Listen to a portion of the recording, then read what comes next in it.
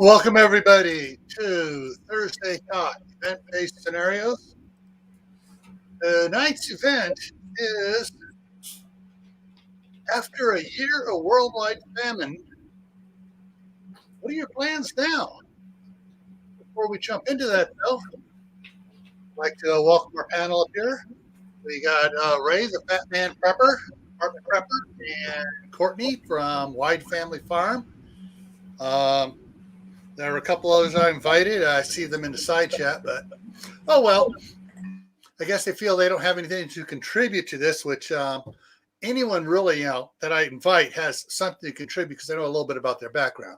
Mm-hmm. But first of all, let's say hi to everybody else out here in the side chat. Okay, and it drops some off, but I remember the first one in was Super Scout, I believe, followed by Walt Rogers, then Uncle Al, Die Bullfrog 79, and he's recommending everybody get another garden ready. All right, so Gardener Josh came in, Mouse Toes came in, and everyone's talking back and forth. Jay is in the house. Hey, Jay. And Steve, Corsairs Trainers, is here. And saying hi to everybody. And Bruce of Backwoods Law is out there in the side chat.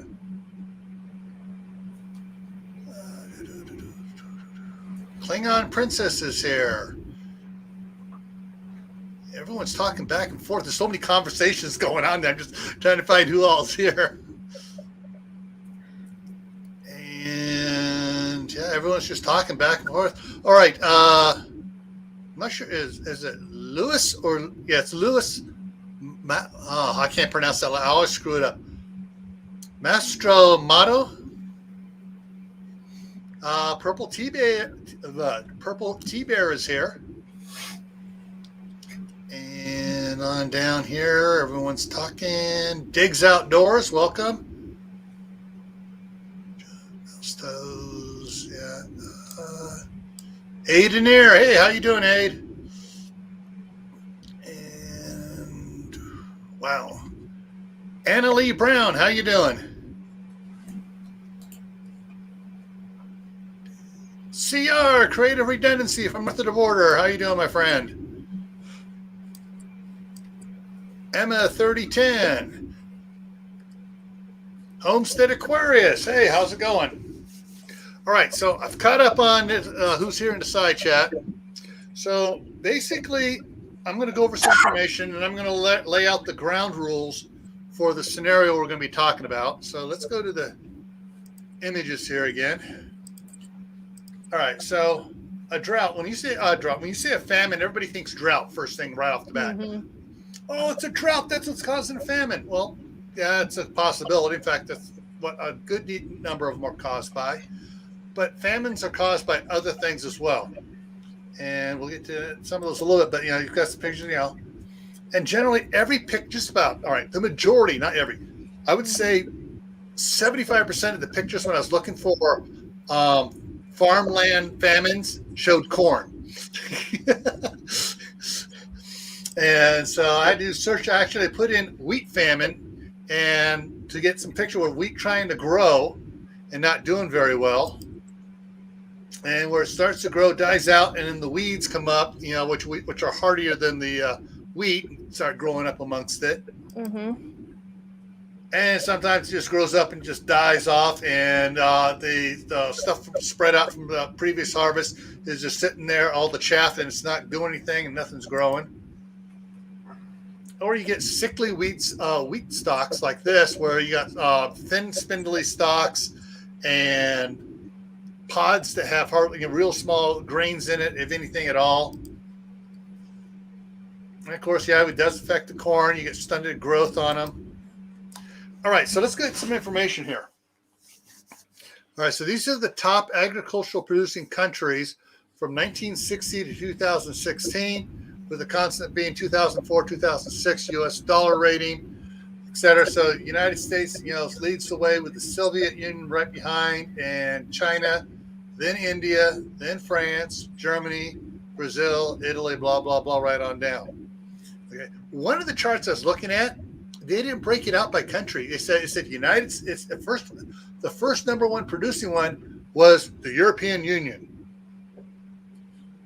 And I'm adding up all this: France, Germany, Italy brings it over there, Poland, Spain, United Kingdom. Yeah, okay, all those, the entire European Union might pass the United States, but there's a lot of disharmony in the European Union. So hey, anyway, so right now the United States is the number one producer, agriculture producing countries,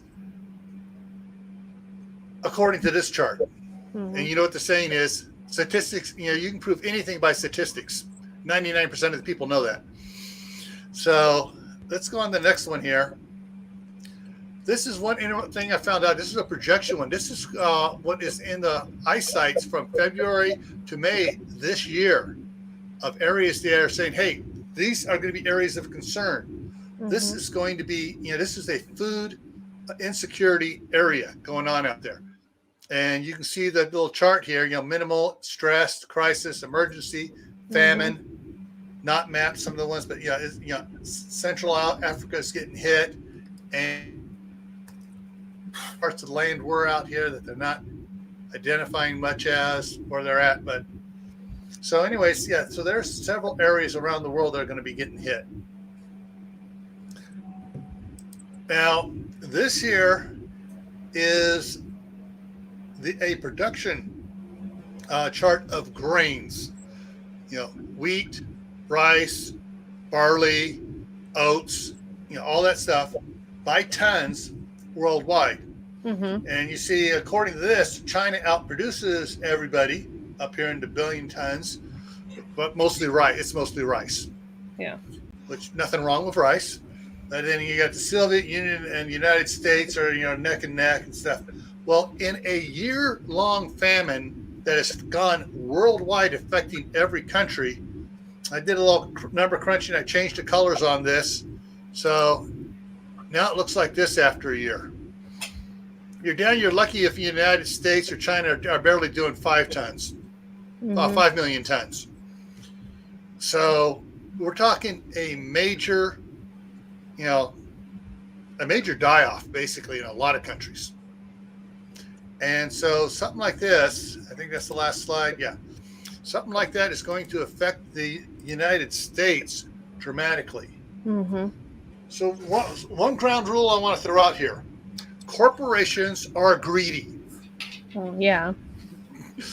And so, you can see that right now, what's going on right now with the natural gas tankers that are going around, moving natural gas around the world. Mm-hmm. Some of them are supposed to be going to certain countries. They're halfway there and go, no, come back down here. We're going to get twice as much money down at this other country. Mm-hmm. So this other country just got screwed because they were expecting that natural gas to be delivered, and now it's going elsewhere. Same thing's going to happen with our food exports.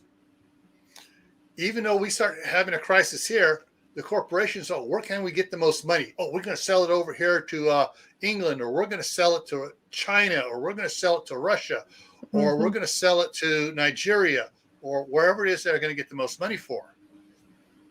So for a short while in that year time we've already had, a lot of food was going elsewhere before the government stepped in and said, no more exports of food. Mm-hmm. So now, what caused this worldwide famine? It could be one thing or it could be a number of things. I want to go over a couple of them. Lack of water is number one on everybody's mind. Number 2 is insects. Yeah. Like, going through like the crickets or the other ones sort of hop around too, not the grasshoppers, the other ones that really, they're just locusts that just clear land, just devastate land. I think it wasn't last year, it had to be the year before, so it had to be 2020. They were afraid of the ones coming across North Africa were coming, and they started to go out over the ocean. Mm-hmm. They thought for sure the winds were going to carry them to northern South America, Central America, and the United States. Fortunately, the winds changed and they got lost out there in the water and all died, thankfully. But there's other things. Blight. Mm-hmm. Does anybody remember your grandmothers talking about the great Irish potato blight? Yes. Not my grandmother, but yeah. Yeah. And it was during part of that time that my dad was born in 30. My great grandfather immigrated from Ireland. Okay, and so yeah, I'm here because of the potato blight, folks. So you can blame it on the potato blight that I'm here. Hey, Suburban Hillbilly, Mary Beth Smith. Anybody else just sneak in there that I missed? I think that's it. So it could be one, or it could be all these factors coming together in a perfect storm to just devastate the world's food production. So, but whatever it is, I mean, I've seen several channels out there, and this is where I got the idea for this one, is saying, "Oh, I'm all prepared for a worldwide famine. Bring it on!" And the guys are going, "Bring it on! Watch all these other countries just die. Oh yeah, it's gonna be," acting all stupid and stuff. And I'm like, dude, you're counting on pros. I'm thinking, dude, you're counting on the United States still producing a lot of food and everybody else getting wiped out. Mm-hmm. Yes, we have a lot better infrastructure for delivering water. We have better wells. We have the electrical system to help do the well, provide power to the wells, or they're gasoline powered or diesel powered pumps out there.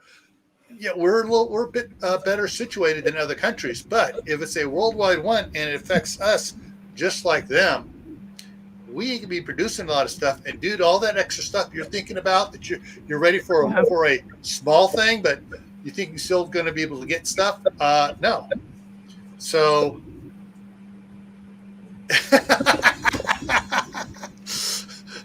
I got to put it up. I'm trying, Al. I'm trying to kick it hard as I can. Kick him in the nads. They have nads?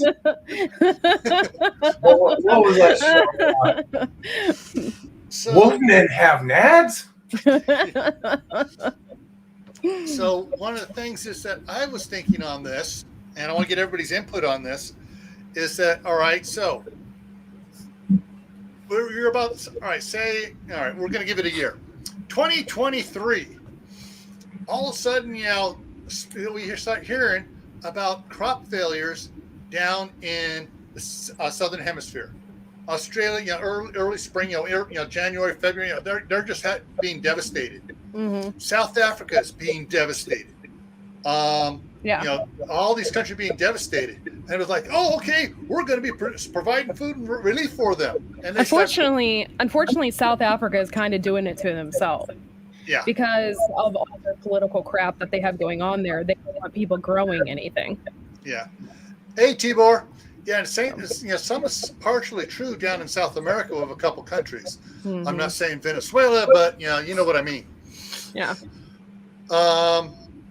So we find out in early 2023 they're having troubles there, and whatever it is that's causing it is spreading from country to country, and then we get to our spring, and our rainfall's hasn't been what it's supposed to be.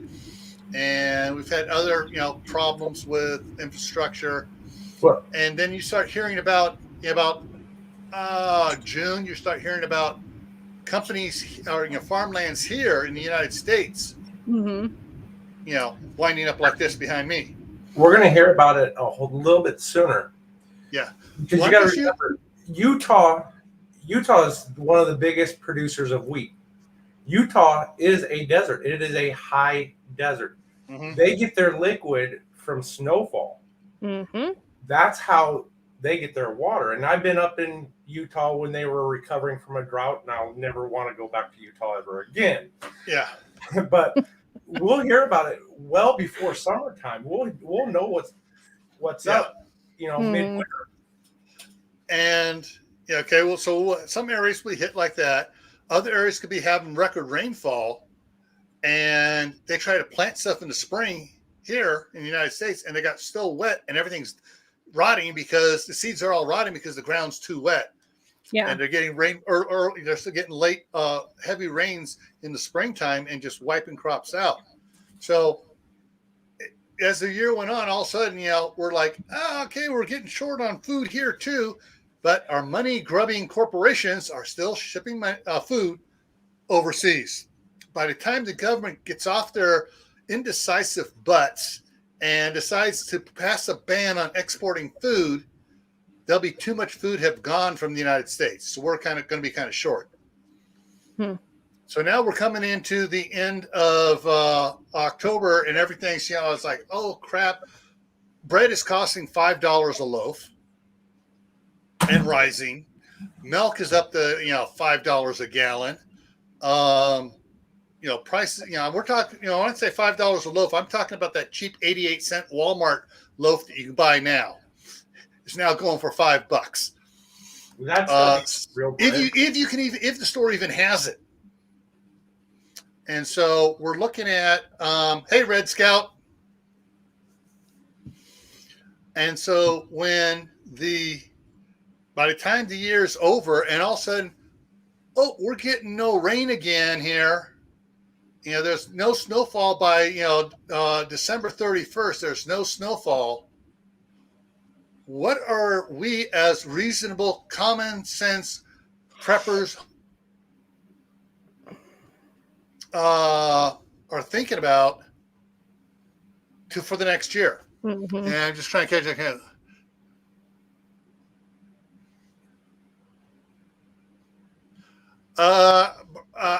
Steve, if you're paying $5 for a loaf of Walmart bread now, California's in trouble. Yeah, big time. Time to pack up the I never pay over 99 cents. Yeah. Ever. Okay. CR says milk is already $5 a gallon up in Canada. All right. Sorry. The highest it's been here is like $2.95. Yeah. That's about the highest. All right. So, all right, guys, by December now, it's $10 a gallon and $10 a loaf by December. There's like a little island in Alaska. It's like really, really close to Russia. Uh-huh. And their price of milk per gallon is $10 because of where they live and stuff. Can you imagine how much it would be then? Oh, you're talking $30, $50 It'd be a gallon. ridiculous. You wouldn't be able to live. There's no way. Yeah, the only way they're going to get milk up there is going to have powdered milk shipped up there. Right. And probably most of them do that already anyways. Yeah. That's so nuts. What I was listening to you talk about paying 88 cents for a loaf. I still think you're paying too much. I pay pennies. I don't. What? I don't buy bread. Yeah. I take the little extra time. I rotate my stock of 100 pounds of flour, so I'm always making bread. And hell, less than 50 cents, I've got a couple loaves for the week. I'm a cheap bastard. All right. Steve's getting on board. Okay, bread is like $300. All right. The problem I have with making bread, to me, it's like cracking open a 1 pound bag of cocaine in front of an addict. Fresh baked bread. Ooh, there's a big thick, another one. Yeah, I have. Yeah. And 20 minutes later, half that loaf is gone. Yeah, I agree. Something about bread just. I had to plug my mouth in. All right, we got a comic relief in the side chat, so I'm going to put it up here. Jay, I'll pay $5 to watch you milk a polar bear. And you better hope that polar bear is a female. I'm just saying, you might make a really good friend otherwise. Yeah. So what are some of the ways that you guys think that we can do? Side chat, chime in here too. If it's been this way and water is, we're not doing water rationing everywhere in the United States, or in the areas that are suffering from drought, areas that are being flooded that don't need the water, or, they're doing something else. They got, mold issues. But what are some of the things you think you can do in your area to survive, if not thrive, a famine?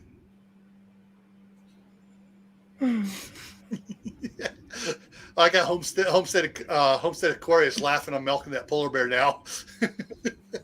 What would make a drought thrive? What would make you be able to survive? If not thrive in a drought. Well, I tell you, there's one thing. See, I live not only in an apartment, but I live in the middle of Phoenix, a middle of a damn desert. So droughts really hit, and we're dealing with that with Lake Mead. One very important skill every prepper should know by now how to do, and if you don't, you better learn, is water distillation. I'm not talking live straw. I'm talking actual water distillation, because you're going to want distilled water for a lot of things, especially, in a drought situation where you're going to take water wherever you can find it. Yeah. Oh, I can do that. That's no problem.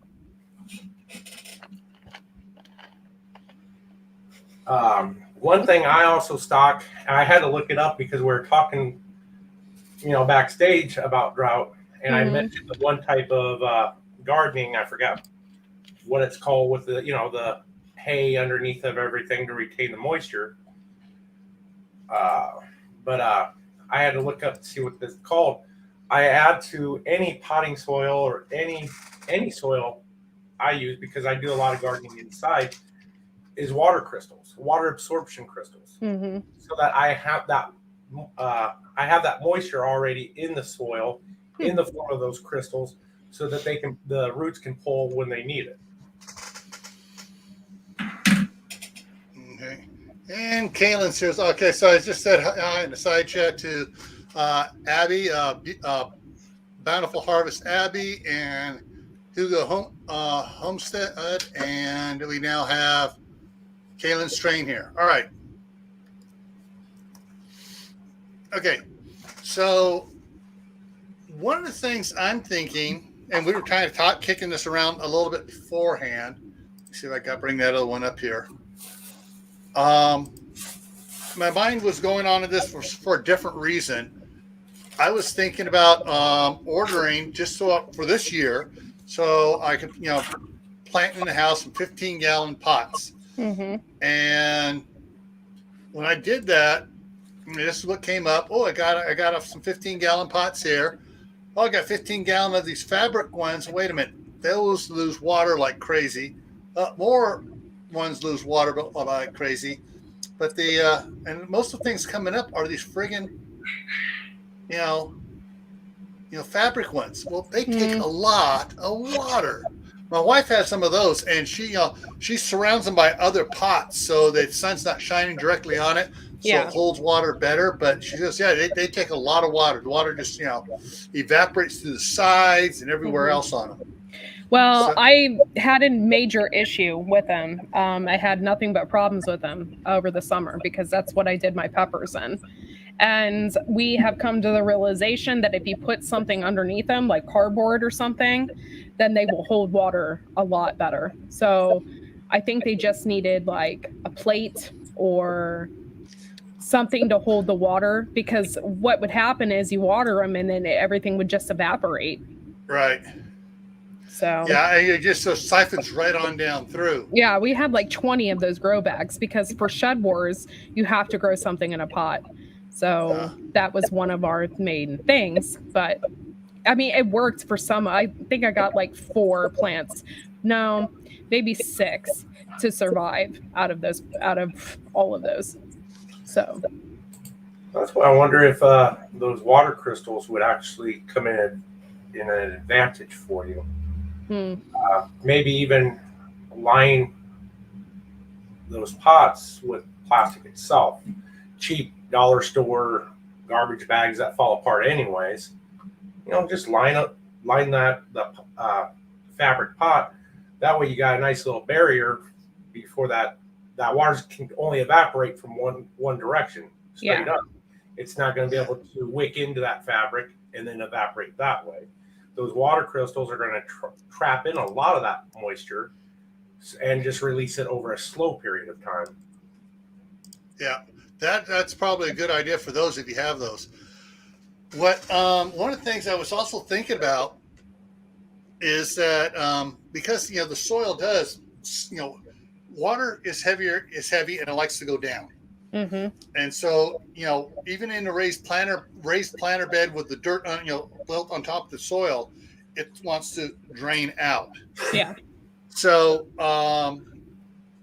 if we were smart during going into October, November, once our gardens are done, it would be time to empty out the raised planter bed, line it top, bottom, sides, not top, but sides and bottom, put the stuff back in. That way it has to go out.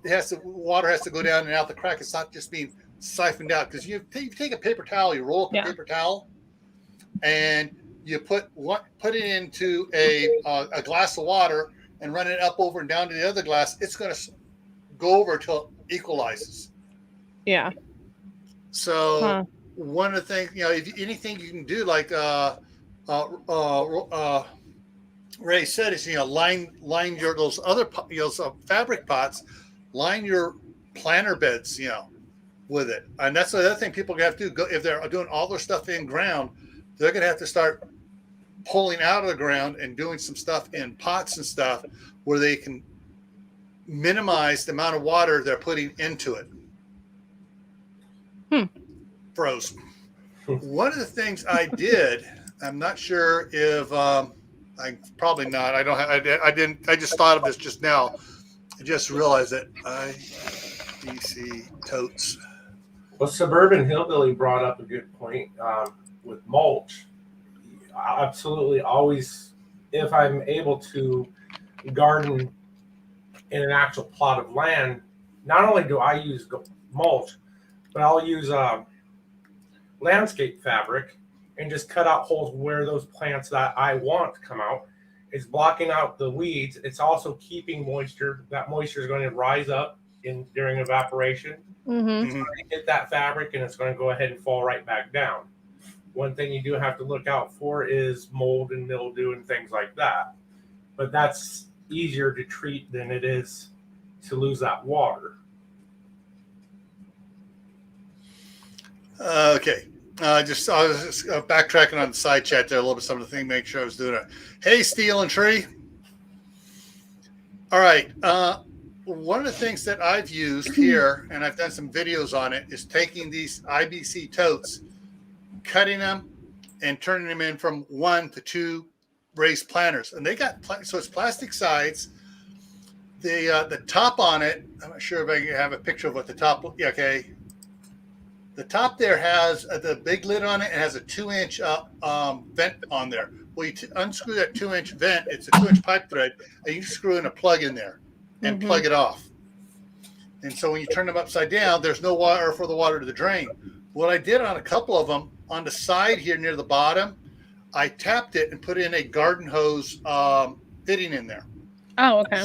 So I can drain the water out when I need to drain it out when it's starting to get too soggy, but I don't know if I leave it closed for a couple days, I don't have to water it as much, even now.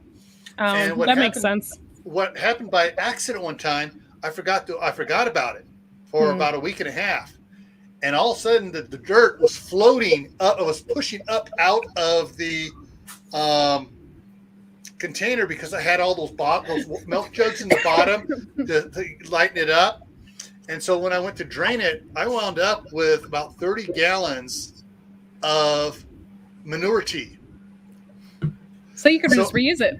I did. I drained it, I kept it, and I used it on some of the other ones. And on my 55-gallon drums I cut in half, where I had my tomatoes, I was using that to water that for a while. Wow.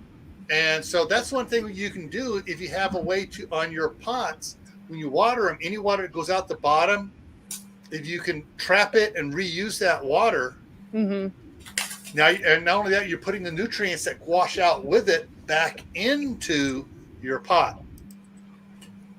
So what does anybody think about that idea?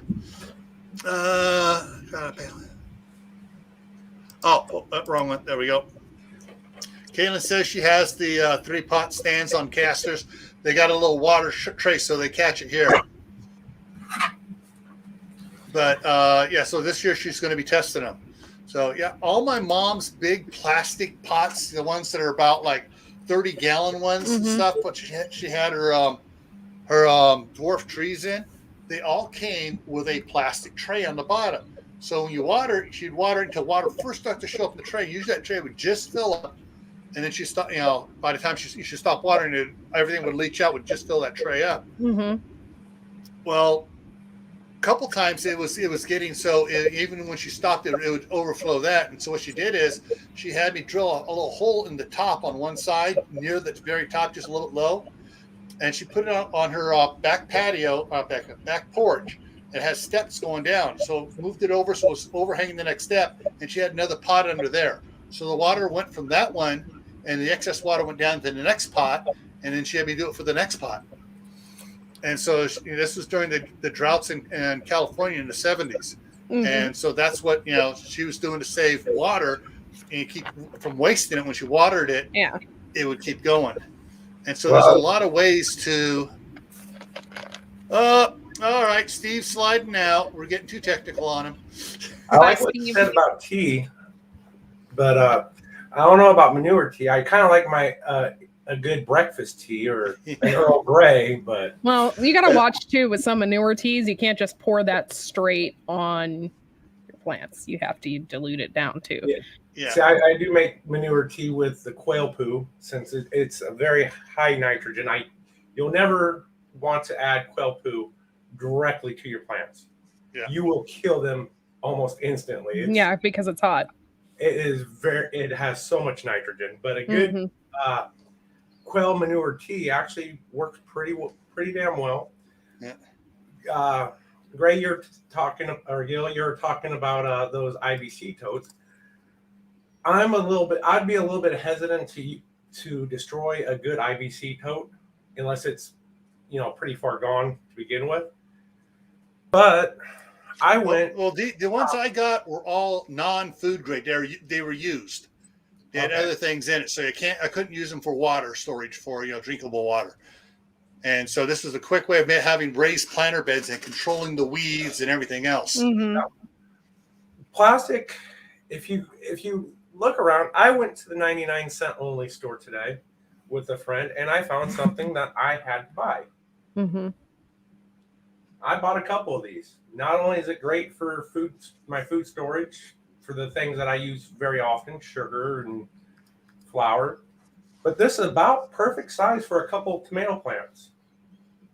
I know, Courtney, you were talking about doing tomatoes. So you could do 1 or 2 at least tomato plants in this. It's 7 liters. So I stocked up on them. You got to be creative with your gardening. Especially if you know that if you're in a drought-prone area like I am. Yeah, I'm definitely not in a drought-prone area. If anything, we would flood. And there are a ton of ponds around my house, and I have a well. So I'm not worried about water situation. I am worried about too much water. But for the most part, it's not. Did you have a problem with the stink bugs or the ones that get in there and kill off the squash bugs? Actually, I took care of the squash bugs this year. I hardly had any. I did companion gardening this year, and since I did that, I sprayed garlic. I made a garlic tea, and I sprayed that on all my plants, and then I used the nasturtium, and I used marigolds, and I didn't have a bug issue at all this year. And there was some bugs. I'm not saying it got rid of all of them. I still had a few cucumber bugs and some squash bugs and stuff like that. But for the most part, me doing that, it really helped. Big time.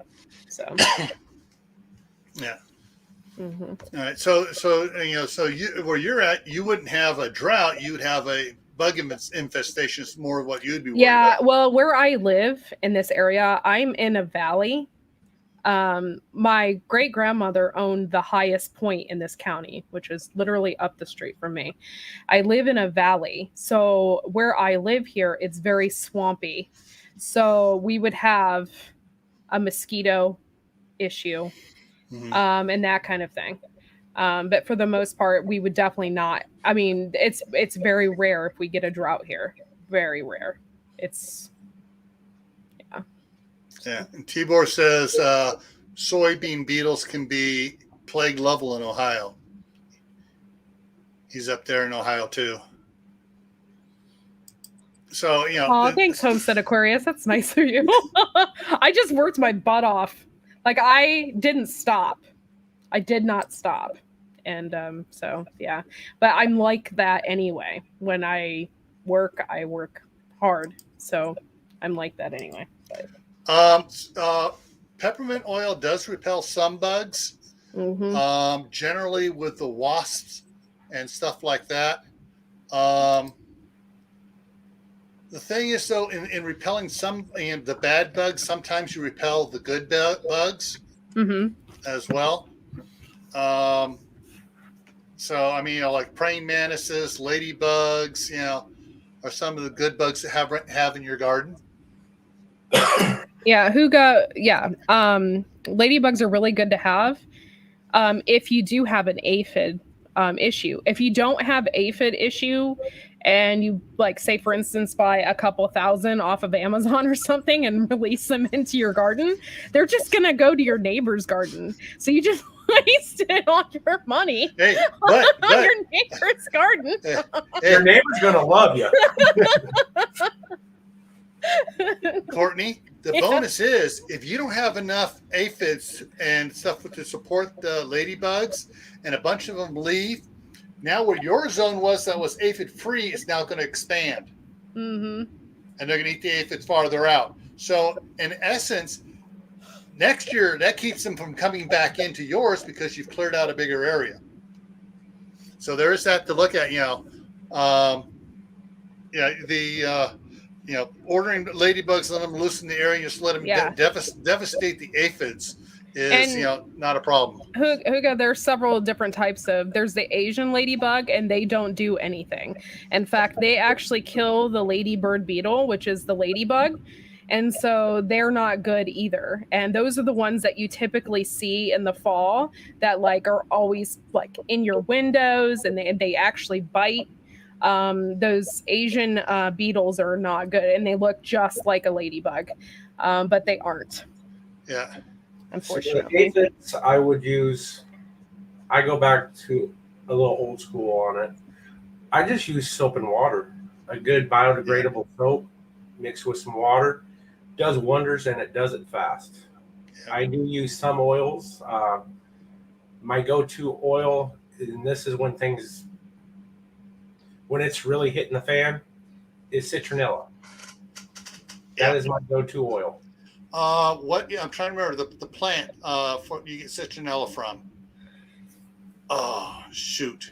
I can't think of it right now. My wife has a couple of them planted in her yard down there in California, and she's going to be bringing them up here when she comes up here. But there's there are several the plants that produce citronella and some other stuff. You can plant them there and companion plant those as well. Yeah. One of the things I was thinking of is something my wife just got, and a couple other channels have gotten it too. Let me see if what's it called? Green stock. That's right. For those that don't know what green stock is, I have one. Green stock pots. I have all my strawberries in it. Come on, guys! I got to do it one word then. Strawberries. Yes. I had to make it one word. If I do two words, Kaylin, I already know the answer to that. They're flea beetles. Flea beetles make those little teeny holes in your leaves, and they will eat your plant to death. There we go. There we go. Okay, so there are several different ones, different varieties of pots and stuff you can get out there and set up to do things. The green stock my wife went with because they were bigger they had more dirt in them per tier. So I have a funny story about a green stock. Okay, all right. So my uncle is like, he's 85, and he mows in the summertime. He mows my mom's lawn. Okay, so he'll come down on his mower and mow my mom's lawn. So he's in the back, and my mom's back of the property, there's a really big swamp. Okay, so it gets really wet back there, and he is very, I don't know if he's stubborn, but he insists on mowing back there, even though it's wet. And so he was mowing and somehow skidded out and slammed into the side of the swimming pool and ran over the green stock planter. He never lived that down. He still has it. So he took out your green stock. Oh, he did. And like, it had strawberry plants in it and stuff like that. Like, I was like, what the hell was he doing? Oh, we laughed so hard. There was nothing in the pool. Like, my mom was getting rid of the pool, so that wasn't a big deal. But the whole side of the pool was smashed in. Oh, Courtney, you just reminded me of something.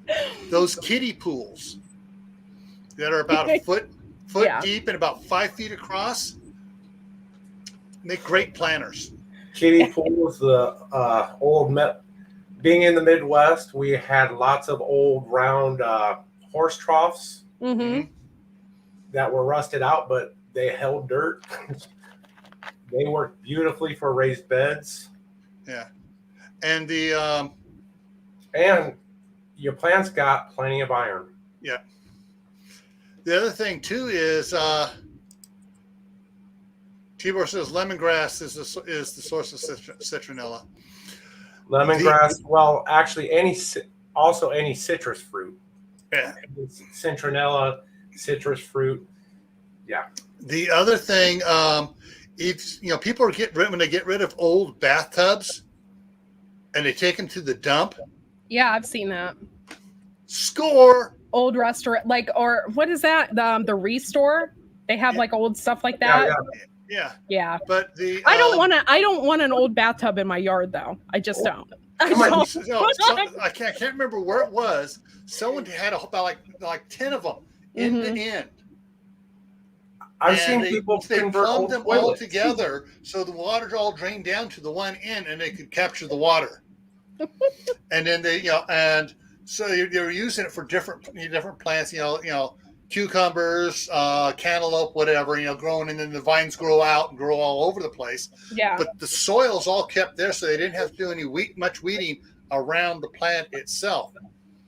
And if you're in a drought situation, that's probably a way to, because any water goes out, you can recover the water and use it again out the bottom. So that's probably another one there. So you got bathtubs, kiddie pools, toilets. I'm sorry, a toilet can make a very interesting planter. Yes, I've seen some of those. I've seen them too. I'm not doing that. Hang on. I'm just being honest. I've seen them, and they actually look good. I don't think I really want a crapper as my vegetable garden, but no. Yes, I've seen it. Like, it's kind of popular around here. Like, I've seen it, but it's just not my thing. Well, see, they're set up right. That's where you plant herbs in each one of them. You have mint in one, so you can control the mint, because mint can go out of control on you. Oh, yeah. I got 3 varieties in my garden, and including horehound, which is a is a form of mint, and they're I have to keep them in specific pots. I actually have them in pipes, risers actually, and I have them in there, and they can still go in the ground, but they have a thing around them so they can't populate out. Yes, multiply everywhere. So when you say a horehound, I love that. I love it. It's great in a cough syrup. Yes, I use it. I dry it. You can also smoke it too. Yeah. So I don't need any more things to smoke. Okay, I'm just saying. So Courtney, if you have some of these toilets out there in your garden bed, definitely put a gnome next to it with a plunger in his hand.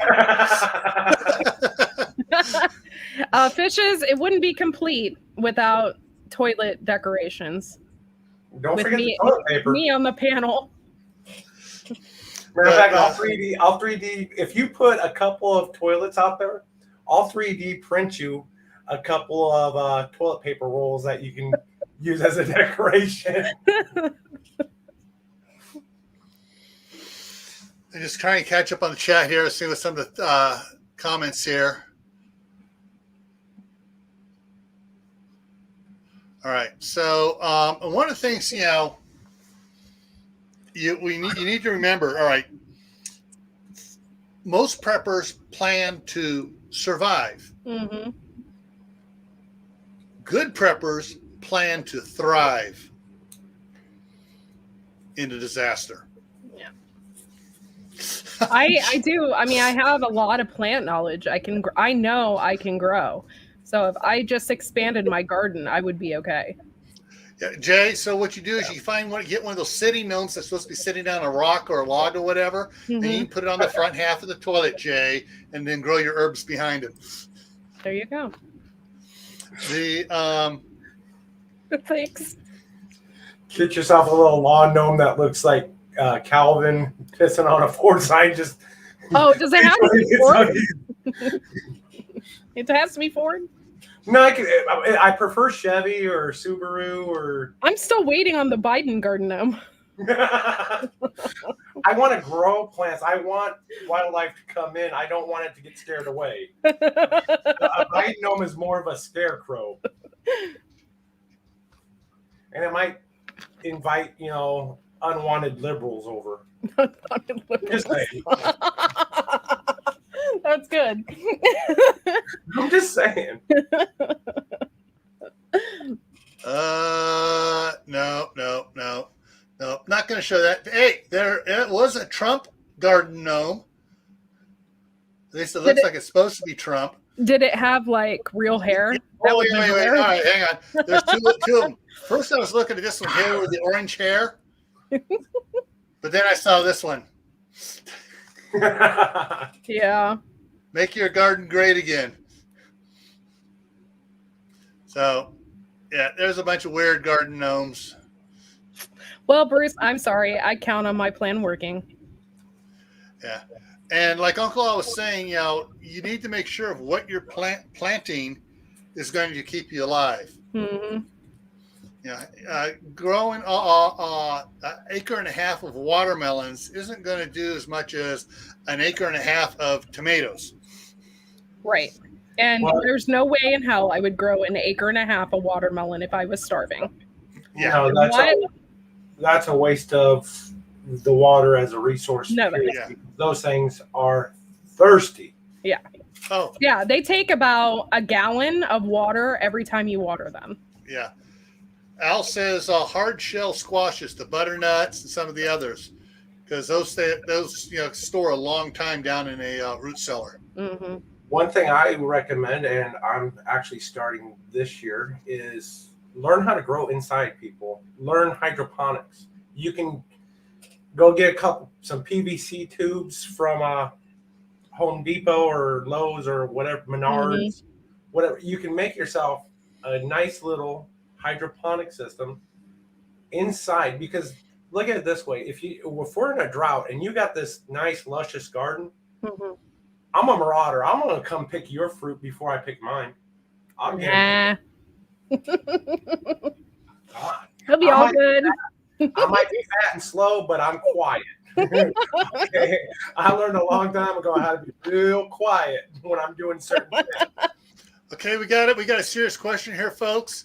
Kathy D, Salt and Light, in an apartment like Ray here, and like Kaylin Strain in the side chat there. Mhm. What's the best foods to grow inside? How are you growing them? Are you growing them in soil? Are you growing them hydroponically? Tomatoes work wonders indoors. Can thrive like crazy. Your herbs, y'all see, on the windowsill, people have their herbs. Definitely. Can I tell you how I feel about that? I'm not. This is just an opposing opinion. I really don't think that would work in a SHTF situation. It depends, I guess, on the scenario. I mean, if you don't have electricity and all of that, growing inside might not really work out for you. But also, hydroponics require a lot of water. Yeah, that's one of the drawbacks. That's a major drawback because a good friend, Cajun Hydroponics, that is what he does. And it just requires a whole bunch of stuff like liquid fertilizers and all different kinds of stuff. It's like insane. You'd be surprised at how well you can break things down to the most simple and basic of needs. Mm-hmm. If you the one thing people have to learn is think for yourself, first of all. Yeah. Break things down. Don't go, why do you think I'm wearing this? See, this is to remind me of all those internet experts. Okay? They're the ones that are out there telling you 5G is going to give you cancer. The CIA, NSA, and all that can read your mind through 5G, blah, blah, blah. That's why I'm wearing this, is to remind me, think for yourself, dum-dum. But break it down. Now, I do have a little bit of extra knowledge. I did go to school and learned horticulture for 4 years. So I can break it down to the very basic needs. Mm-hmm. I also know different shortcuts that I can use and put into place to maximize my efforts. Yeah. Education. You can never get enough of it. But like you said, Courtney, hydroponics, yes, it is very water intensive. It is a drain on a resource to a degree. However, I can also grow things a little bit faster because I'm getting direct nutrients to the plants. Plants that I love doing.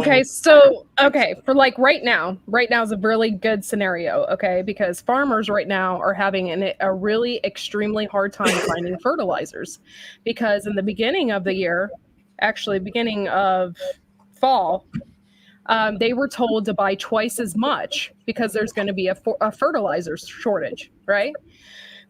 So if you're doing hydroponics, right, you can't find the correct fertilizers or nutritions to put in the water. So you're growing plants that may not have any nutrition. They'd all be like iceberg lettuce. They have no value to them whatsoever. So you're growing that, right? Not only are you growing that, you can't drink the water. So what kind of situation, would that be? Guys, you can't drink the water either. Yeah. So, couple things here to get back here. This picture I got up here, it looks, it's at first when I was small, I thought it was going to be someone's turned a bed frame into a garden, which isn't a bad idea. But the other thing too, especially if you had kids and some kids have moved out, I got an open bedroom, instant indoor greenhouse. When she said she was going in the windows and stuff, the problem is that we've learned here and in California that when the sun starts going up a certain angle, all of a sudden it's no longer shining through the windows in the summertime. You're getting reflected light, but you're not getting the direct light coming through like we do in the springtime here. And my wife found that out in California. The one window she had the stuff in the spring to get the all her seeds started and everything. Once it started getting a little bit later, the angle of the sun changed, and the fruit trees, the apricots and stuff that were right outside the window, leaves, and now the window's not getting any sun. Okay. So if you're doing indoors, just to grow stuff indoors, several things to consider. Light source. If you don't have a good light source and you're going to use the LED grow lights and stuff, make sure you get the most energy efficient ones you can get with the broad spectrum, not just a single spectrum, but the broad spectrum, so they get everything they need to not only just to produce foliage, but to produce fruit as well. Mm-hmm. The other thing too is on this one picture here. Let me go back to it up here. Where was it? There was one picture. Oh, here it is. If you notice on this one here, they have the hole cut in and the plants going down in, and also this one here, they got it covered with weed blocker to help trap moisture in. That's what I was commenting earlier. I want to go back as I got disturbed here. Courtney, you said iceberg lettuce. You're absolutely right. It is completely nutritionally void of anything. It's just full of water. Yeah. However, I do love iceberg lettuce, especially during a famine type situation. For one thing, it's filling. It will fill you. There's almost no nutrition to it, but it's something that will make you feel full. Like celery. Sometimes feeling full is better than, not feeling full and not having any nutrition. At least I'm feeling full and having no nutrition. But I'm just saying, I'm a big proponent of lettuces, iceberg mainly. I do like cabbage. I grow a lot of cabbage. It's one thing that, like my Brussels sprouts, I will devour in a heartbeat. Yeah. Now this is one of the ones I believe, Ray. One of the other days you were talking about putting in using the pipe-like system to do it, and so the water goes through, comes down, gets to the bottom. Whatever goes in the bottom gets pumped back up again and starts the system all over again. So this is one thing that's good for indoors. Now, one thing everyone's got to remember: the more leaves and stuff on a plant, the more space it has to give off moisture into the air. But also, that's why a lot of plants have a waxy coating on them, is that to how kind of slow that down. If you're growing it indoors and you don't have a direct sunlight coming in on it, you got reflected light and stuff, or just the ambient light coming in, there's going to be less water loss from that plant. But if you're indoor also, any water loss is going to keep the humidity up inside the house. Antifroze, which is going to help you, with more humidity in certain circumstances, will help you and everything else. Look, right now I got to run a humidifier, and I got 3 big old pots of water sitting on the wood burning stove trying to get the humidity up, because when the outside temperature is below freezing, all the moisture is frozen out of the air. Speaking of which, has it started snow where you're at, Courtney, yet? Nope. Oh, geez. Well, that swampy area out back may not be swampy this spring. It may be a good growing spot. It's extremely wet there, unfortunately. I have where our livestock pond is for our ducks. That's where all the water goes. That's why we put the livestock pond there, because we don't have to fill it with water. It's naturally wet right there. So, all right, I got one quick thing for Kathy. Kathy D. The other thing is, on my other channel, Camp Patton Family Compound, I had everything over there, and I broke last April. I broke all the prepping stuff off. But on that one, we talked about what plants grow on one of the live streams.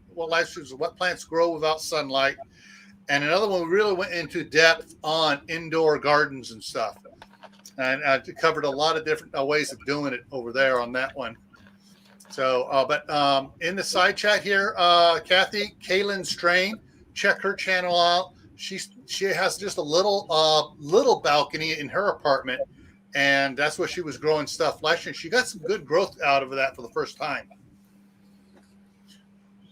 All right. Wow. Time flies.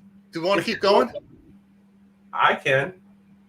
Courtney, you want to keep going for another 20, 30 minutes? Sure. Okay. Side chat, we're going to go a little bit longer and try to cover some more stuff here. Other Well, when ideas. you're growing indoors, I want to say, don't just grow one thing in one pot. Learn what you can grow together. That idea of growing indoors is maximizing the space that you have available. Mm-hmm. If you're growing what's the link? Strawberries, throw something in there that's a tuber or something that can grow and develop under the soil, but that's not robbing the nutrients from your strawberry. A lot of it is you have to research things. Know what plants need. Certain plants need certain things. Some need more potassium than they do nitrogen. Right. But you can maximize your output by bundling different plants together in one single pot. All right, Carol, I just posted the link on Courtney's panel links. So the link's in there on Courtney's panel link, Carol. The link is in the link. The link is in the link. Yes, the link is in the link. All right. Now, one of the other things here, which is going to go off in another little direction here for a little bit. Actually, I'm going to see if I can pull that up because I think I saved it this time. Yes, I did. Ha ha ha ha ha. Put it over here. Crap, it's got an ad going to play on it here. Okay, 3, 2, 1. I can kill the ad. There we go. Okay. Come on, let's go. All right, this is. Hey, Carol. Hey. Oh, what's up, girl? What's up? Okay, so this about here, the stuff that I like video, to talk folks. The name of this video is Nebraska retiree uses earth heat to grow oranges in snow. Awesome. Yeah. All right, I he's think in I might Nebraska. saw this. Thanks to you, and- Gil. I think you told us about this guy before. Yeah, A while what he has ago. here is he has several walapinis, and he uses the air going down into the ground and brings up the so basically he has 65-degree air coming up out of the ground into it year round. So in the summertime it keeps it cooler. Wintertime keeps it warm enough for nothing to do. This is the newest one he's building here, and they're going high tech on it with the fans and stuff on it. The older one has been going for a while. Look at this. Let me get rid of the ad. These are the lemons and oranges and stuff he is growing in Nebraska where it snows. Yeah. Yep. I love my Nebraskans. That's where I'm from originally. Yeah. We are some high-tech rednecks, let me tell you. Yeah. He started out first using the geothermal to heat the house. Mm-hmm. The garden. He ran out there in the field. Has the pipes buried out there going around, pick up the heat and bring it in both to the house and into the greenhouse. So let me go back a little farther here so I can find the winter shot. I got an ad popping up again. That's cool, Emma. I saw that too on Dirt Patch Heaven. Where's the one here in the snow? And, Here we go. and Howie does stuff like this right in his house. Yeah. That's another Yes. channel to watch. There's snow out there. That's his greenhouse there. It gets covered with snow, and he still grows bananas and oranges. Thanks to that In the snow. situation. Yeah. So anyone who wants to figure on that one, I'm going to throw this in the chat there. There's the link to this video, and you go look at it yourself and get all the information there. But a Wallapini is a partially submerged greenhouse. Mm-hmm. So Yeah, I was going to ask you what he's growing. What's the bed that he's growing it in? Like what? and so basically on the one, let's see if I can show the other picture here real quick here. Okay. I gotta check on my Here's- fire. here's- I gotta check my fire real quick. Hold on. Yeah. Thank So you. here's the new one they're building, and see how they got it dug out there, and then they have shelves inside that they're growing up the short stuff on the shelves and the tall stuff down in the bottom. Okay, And he's so got they got different levels and stuff in there as far as how they have it dug out, Mhm. and then they got the pots and stuff, and so use your brain. figure out what you can do with what area you have, and like Ray's wearing his hat, to keep away all the naysayers, energy vibe away from him. So, these. If you want to learn a lot about gardening and growing things, you go hit up a Nebraska farmer for just 1 hour. 1 hour with them will be like a year in school learning this. For survival gardening, you go to David the Good. He's been doing it for ages. Yeah, he David started the Survival Gardener website, and he still has full rights to it and uses it. And he also has co-authored, not co-authored, but authored many books. And he's lived the life himself. He feeds his family that way. And he's getting on number 10 is coming. I don't know if she gave birth to him or not, but number 10 was coming out soon. My God. I know. Can you imagine?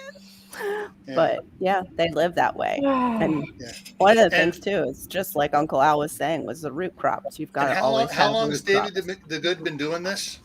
I would say about 20 plus years, because he was doing it when he was a kid. He was selling. He had a nursery when he was a kid. It was a love of his. But he has in his mom's backyard the first food forest that he allowed people to like tour. Yeah. And I missed that one right before we went into that whole 2020 crap. Yeah. When he was down here, I really would have wished I met him. Yeah, Emma's saying she loves David the Good. So one of the things to consider is in doing if you're gonna doing your gardening, if you're just beginning and in your apartment person, read. Yeah, there are videos on apartment gardening. Yeah, go out and start watching some of them. Find out which ones work. Pick the ones that have the. I'm going to be sexist here.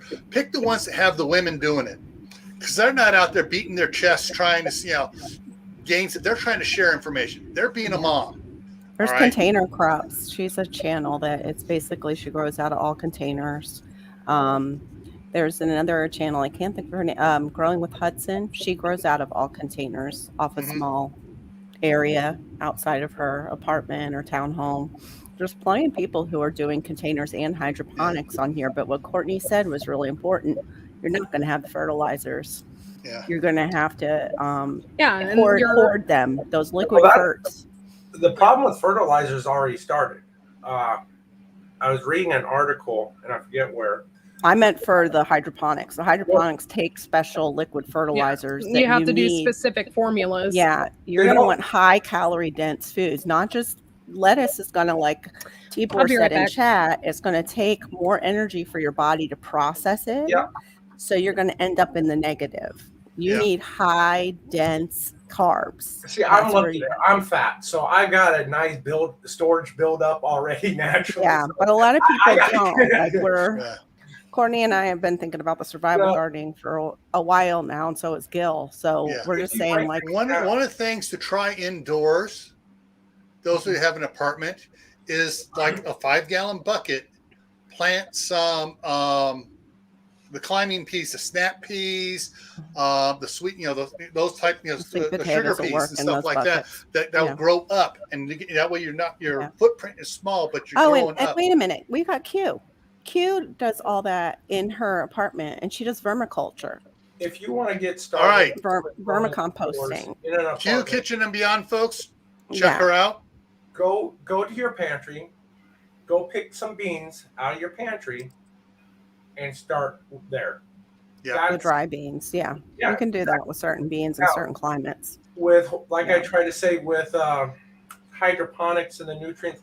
There's ways around it. You can make your own nutrients if you know what it is that you're doing. It takes education. We are going to run into a problem this year with fertilizer. All right, you want to know why? India cut off China. China is going to be buying up fertilizer left and right. But do you know a problem with the fertilizers? A lot of the fertilizers use the ammonium to produce them. Well, guess what? A lot of countries have gone on the stupid. I don't want to get dinged here. pollution-free diesel stuff where they have to add that diesel exhaust fluid, which is made from the ammonium stuff they use in fertilizers. So they're pulling all that away from the fertilizer producers to run the diesel trucks around. Oh, wow. Yeah, especially states like California. Wow. And anyway, so I got another channel here I want to show you guys. This guy is cool. Gardening with Leon. He's look out. Let me blow this one up. And of course it throws an ad on Leon. Of course, this is Leon's retirement. Another ad. Jeez. Okay, this is Leon. Oh. He ain't no spring chicken. He's got a lot of stuff up here he's sharing with people. Yeah.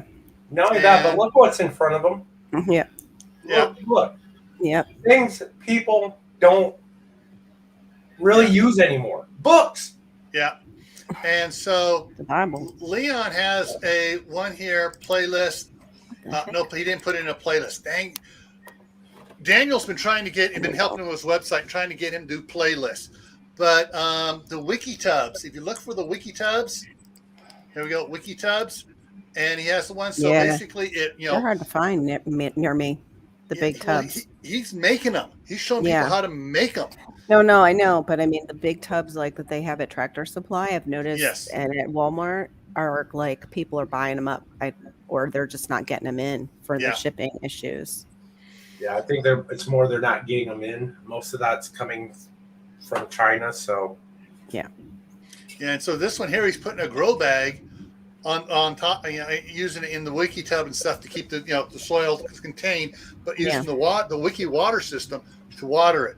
So yeah, he has a lot of good stuff there for different type of Wiki tubs. Let's go back here a year. There he is doing some of the other type of tubs. We're using those totes to actually plant in, doing doing his lettuces, all these tubs you see there in that one picture there where he's sitting down. The blue ones and the red ones, those are all Wiki tubs he's made.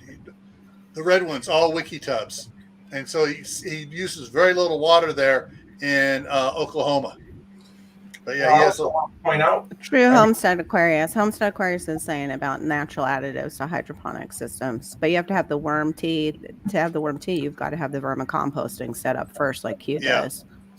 So I don't know if he's still in here, but there's a great resource in chat, or it was Gardener Josh. Yeah, Gardener Josh is a really good resource too, but he just took his channel down recently, so he's going to take probably. What? Yeah. He took it completely down. He just made comments on my page. No, but I mean, he took down a lot of his stuff. Oh, okay. He's pulling videos. Okay. Like, what the heck is pulling going on? like most of them for right now. I don't know. Hopefully, he put them back up. Yeah. Hopefully, but yes, he is a really great resource. He's archiving them, saving them. But yeah, there's a lot of different ones that ways to do it. One of the interesting ones that if he's doing it, no, okay. He had ones where he was taking here's he is building the Wiki tubs on the cheap using milk cartons and stuff. Yeah, that's where I learned to put the milk cartons in mine. That I did that was from Leon. Oh, that's a good idea too. He was taking the 55-gallon plastic barrels, and where the opening on top was putting 2 plants in there, cucumbers, and then adding his own nutrient mix to it, and cucumbers and a cantaloupe. He had some big old cantaloupe coming out of that. But these are things you can do when there's a drought on. Yeah. Hey, Stuart, how's it going? Green Thumb Prepper, hey, welcome. I just noticed I'm looking back at the chat again. Sorry if I missed anybody else out there. Anybody I've missed saying hi to. Stuart, I love your comment, and thank you very much, sweetie. I love you too.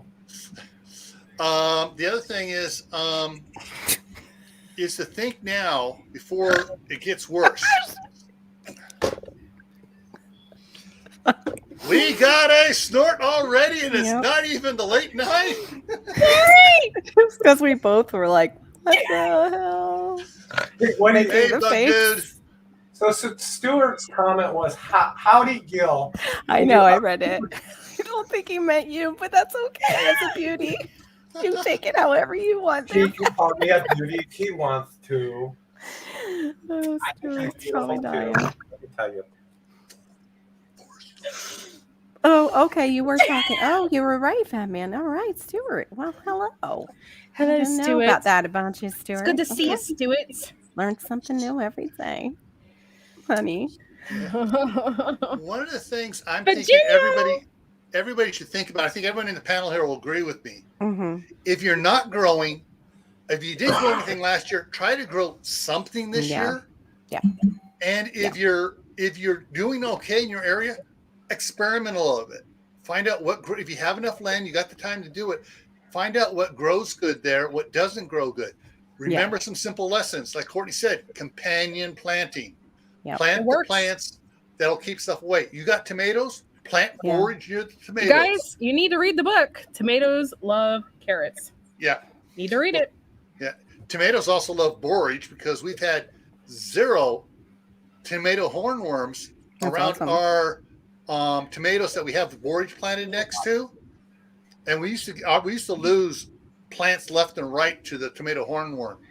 So I would think that would be earth, wind, air, and water. Oh, I thought you were going to say earth, wind, and fire. That's what she said, but I think she meant water. I was thinking of that. What is that funk band? That group. I think that she did too. She grabbed the group instead of the water, but earth, wind, air, fire, water. Well, actually, you're going to have 5. Then you can have water and fire because you're going to need water, and the fire is the heat to keep them warm. You can't plant them too cold. Yeah. They need the that sun would be to the keep earth. them up. You got to know the warmth of your earth that you're planting them in. Yeah, and soil. All right. She said water. Ground temperature for planting in 50. CR, if you're still here, what was it that Howie was saying the temperature needs to be minimum to plant in? I think it's 52 or 54 degrees minimum before you start planting outside in. Yeah. And there's another channel to go check out. Food Forest Permaculture. Howie, he's up on Victoria Island in Canada, off on the Pacific side there. Mm-hmm. And he has a huge culture food forest all over the place going on. And he's the one I said grows the citrus trees inside his house. Yes. When you were showing us that. Yeah. He's the one who knows how to grow inside the house. Mm-hmm. And when you were talking about shortage on fertilizers,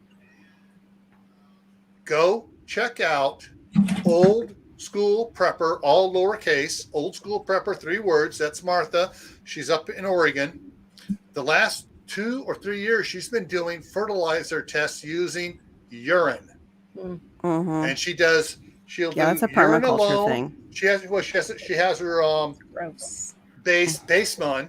She has urine alone, urine with wood ash, and something else. And then she does commercial fertilizer, and she does like 5 different things. Yeah. And all year long, she started showing you how they're going. Yeah. That's how we do our beds. Yeah, David the Good. I don't pee in my beds though. Yeah, he did it with a different bed challenge, and each distant one. Yeah, each different bed in the same year and the same growing season.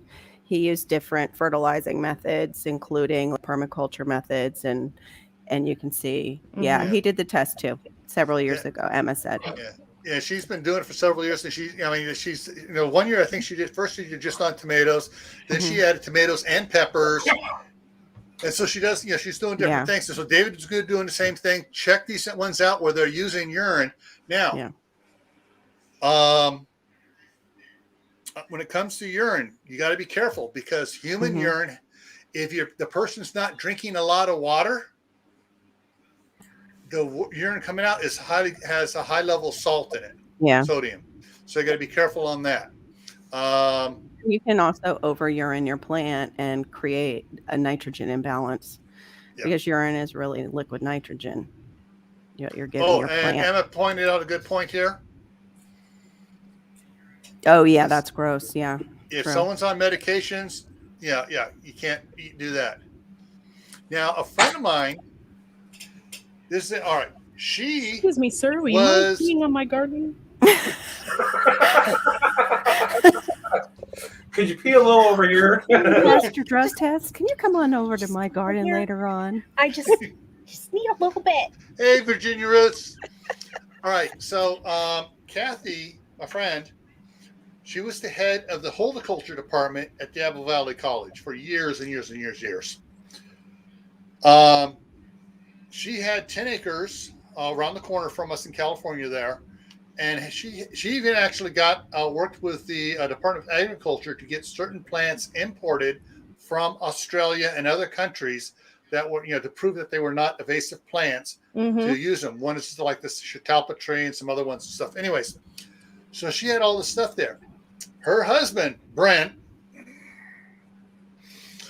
who refused to go back in the house when he needed to go, would pick a different tree every day and water it.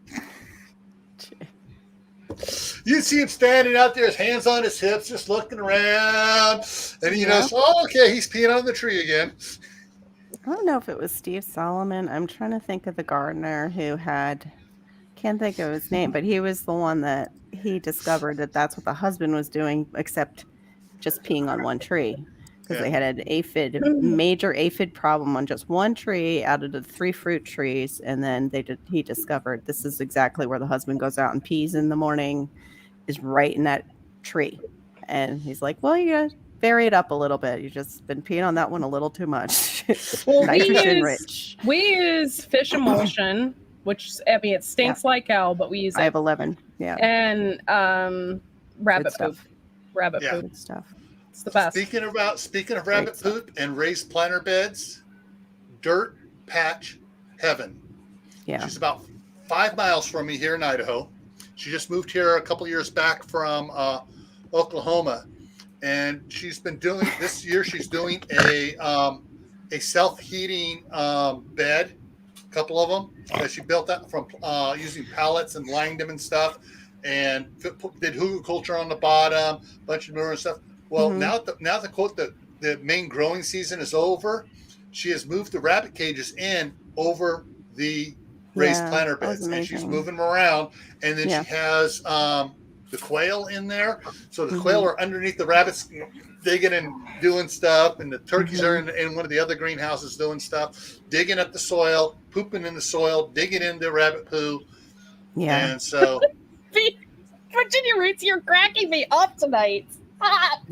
Sorry, guys. Once I get started, I can't stop. Yeah, that was number 13, that last one. I'm keeping track.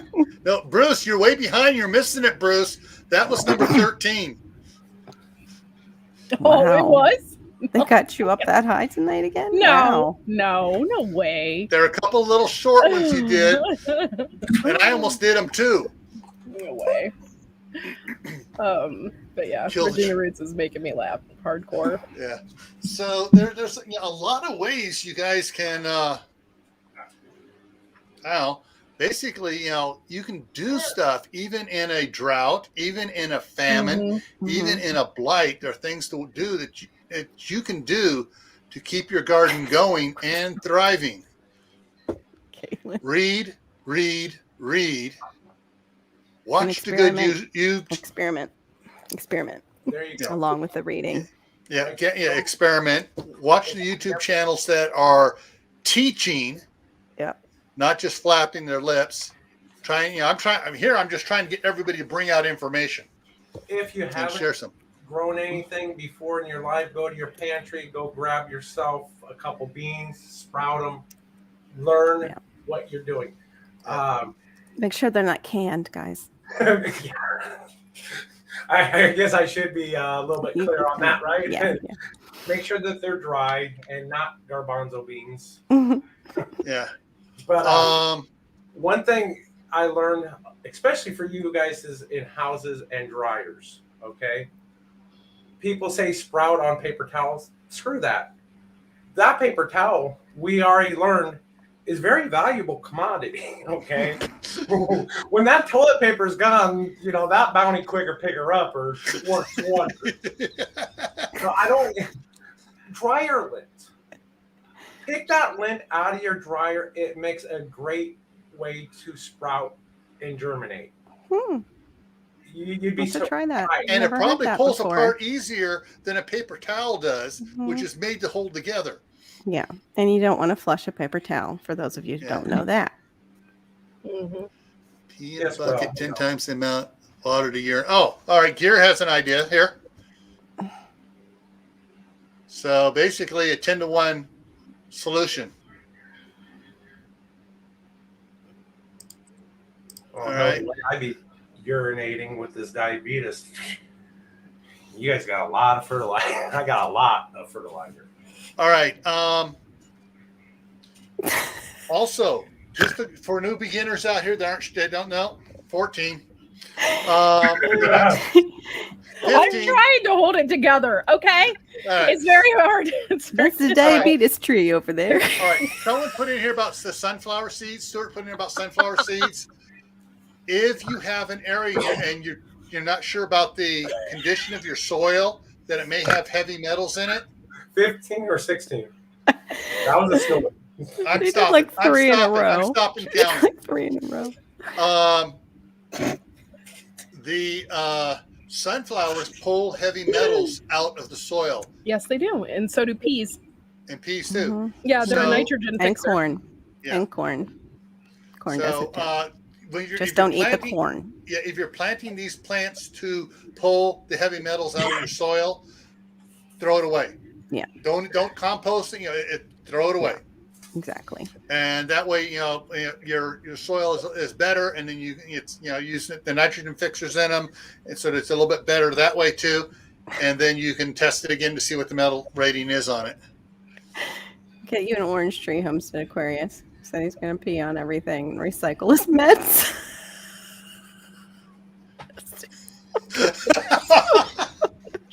So gross. I had to read it again because I didn't understand. I did right away. I tried so hard not to snort. It's very difficult. Yeah, Emma's right. Homestead Aquarius, that was just so wrong on so many levels. Lots It had of to be levels. funny. Sharing is caring, after all. Here, Oh, Yeah, righty. a little you bit can whiter. kind of become a hoarder as a gardener. That's for sure, Q. I like, somebody asked about the egg cartons. I like the ones that are pressed paper if you're gonna do like some sprouting in them. I don't like to use the foam because sometimes you can just break it apart the bottom and just stick it right in the soil. You know what works really well as a good seed starter is eggshells. When you crack open an egg, dry it out, throw it in the oven for 30 minutes, dry it, Mhm. put a little soil in there, put your Yeah. seed.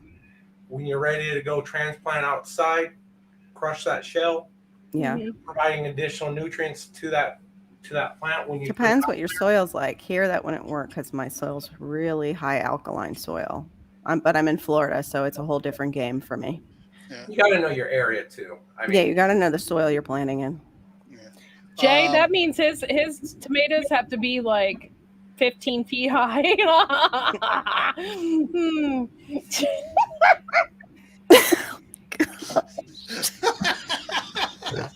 Oh my gosh. Oh. Okay. Yes. Yeah, Kathy, don't use eggshells if you're in Florida. Then our Yes. soil is too alkaline. We have comic relief in the side chat here. Mhm. This is a great family we have here of channels and stuff, and I really want to say thanks for everyone coming. Even our little clowns here in the family. But all right, we're an hour and a half now. I want to wrap it up here. All right, Okay. tomorrow on Camp Patton Family Compound, my other channel, at 10 o'clock Eastern. The topic is what has been going wrong this winter. Courtney hasn't been getting snow. We got dumped a ton of snow on it. It's coming back on Thursday. Other people are getting flooded out. Others are just dry as a bone. Mhm. So We'd like a cold snap down here to kill the iguanas again. That would be nice. Yeah.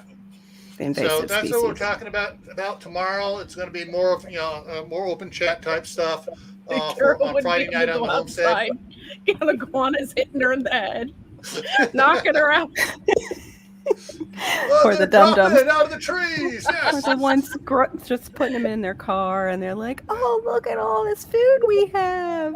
Carol, are you going to be doing an after chat after? I'm hoping, yeah. Okay. Because my voice comes and goes with this. Right. Well, you can just sit there and just wait and just fire off your little snapper shots now and then at everybody.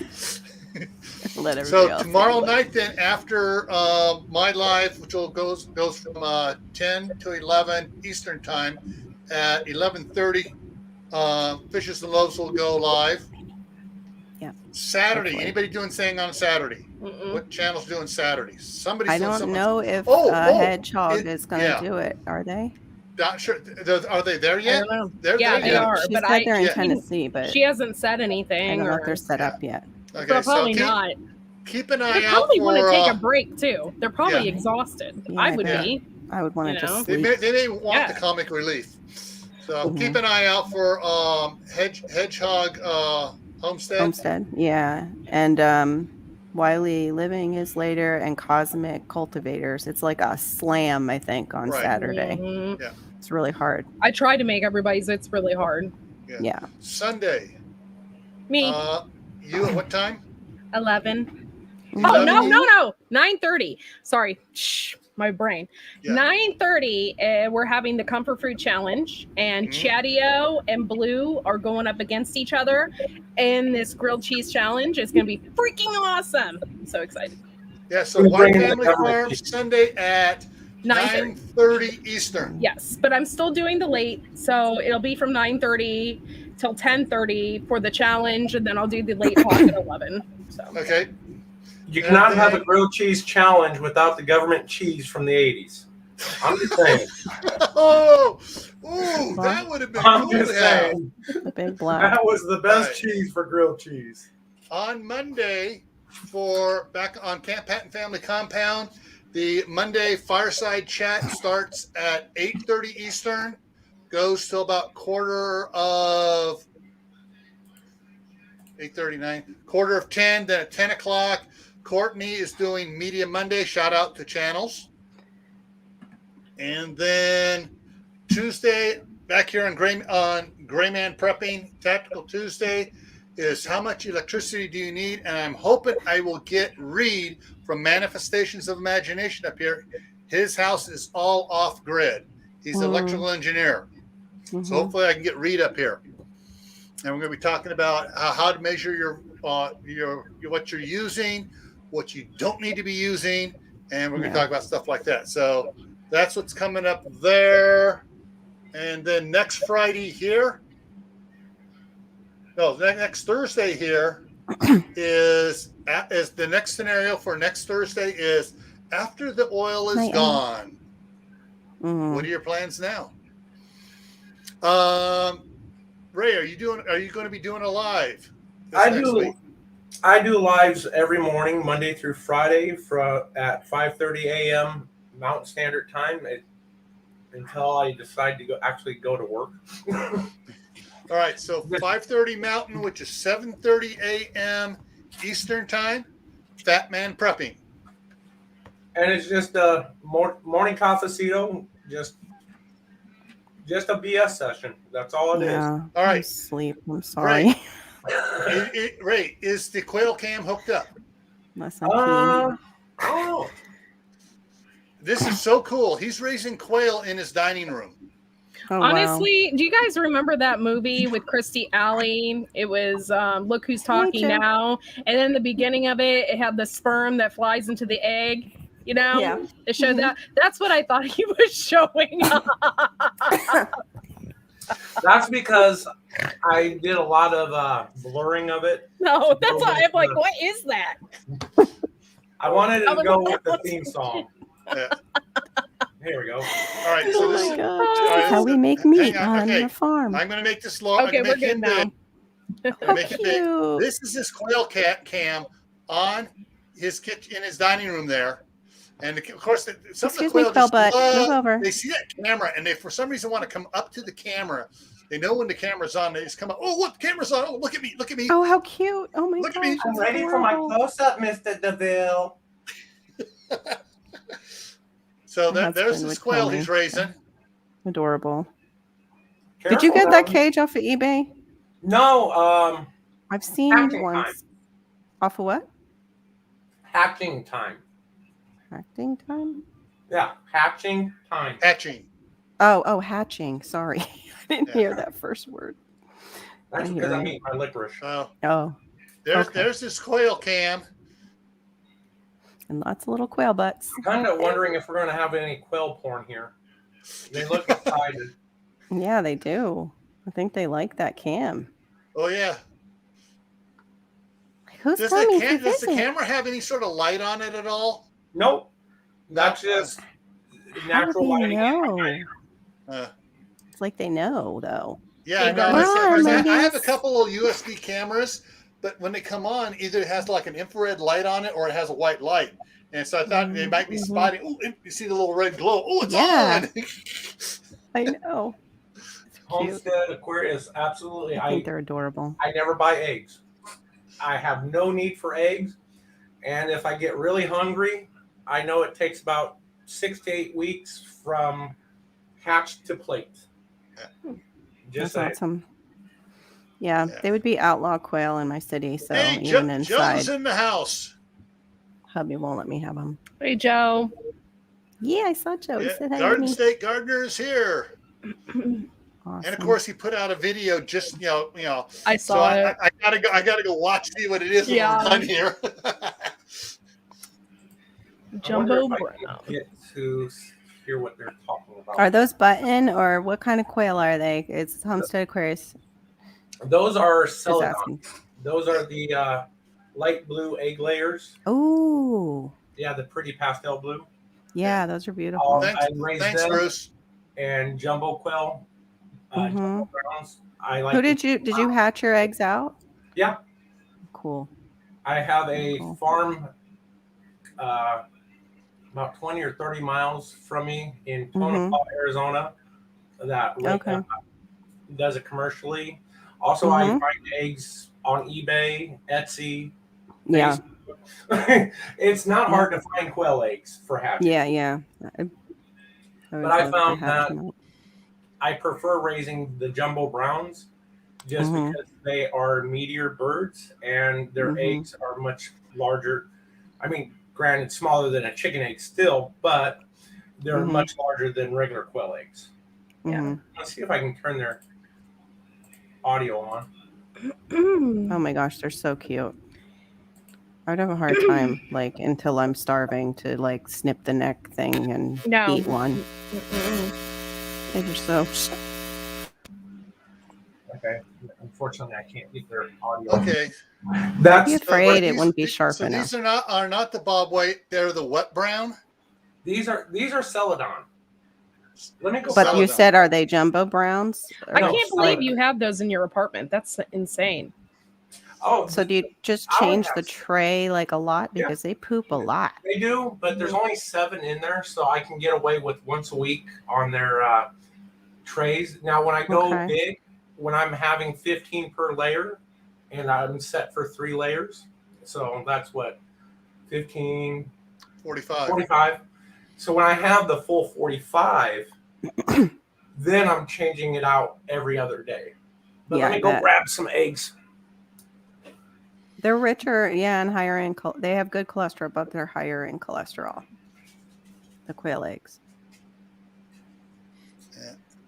But they're So great for that's- pickling, that's is what some- I hear. I don't eat pickled eggs, but If there's They're- some they're sort of really a problem with the food chain and stuff, mm-hmm. like I said, he's raising the quail in his apartment. If you have a little bit of land, you can have a little garden shed, and you have quail out there in the garden shed. And Eve, don't make that bet. Quail are known for being extremely messy. Like, yeah, don't make that bet. Parrots are messy, but quail are known for crapping a lot. Oh, no, it was Nathan at Sampson Farms was raising quail. Yeah. Was Skinner raising quail too? I think so. Yeah. So And there's the nice couple too that moved out and they do market gardening now that have the big Mhm. channel. And he was the one who said it, and he had them elevated off the ground. Kevin is the husband's name. Oh, they're so cute. Oh my gosh. And unfortunately, it's kind of It's washed like a out. Cadbury egg, just This a little is bigger. some new salt, sodium or Mhm. potassium. Just to give you an idea how small these little things are. Yeah. But they make the best deviled egg appetizers. Very Just say that fancy. you have a party. Living Traditions, that's the channel name, right? Living? Yeah. Yeah. Okay. I'm always afraid I'm going to say the book. He was the one who said how much they poop. Mhm. He was surprised how much they poop. Oh my God. Oh. Living Traditions. When I first started raising quail, I'm like, I kind of dismissed everybody's saying that, yeah, they poop a lot.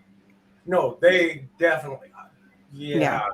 And if you let that poop tray go, Is that the right one? stay the mess real Yeah, quick. that's it. Yeah.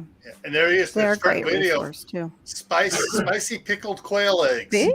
Pickled quail? Yeah. So Living Traditions Homestead. It's another one to check out on that. You want to, Yeah, they're great. I watch them all the time.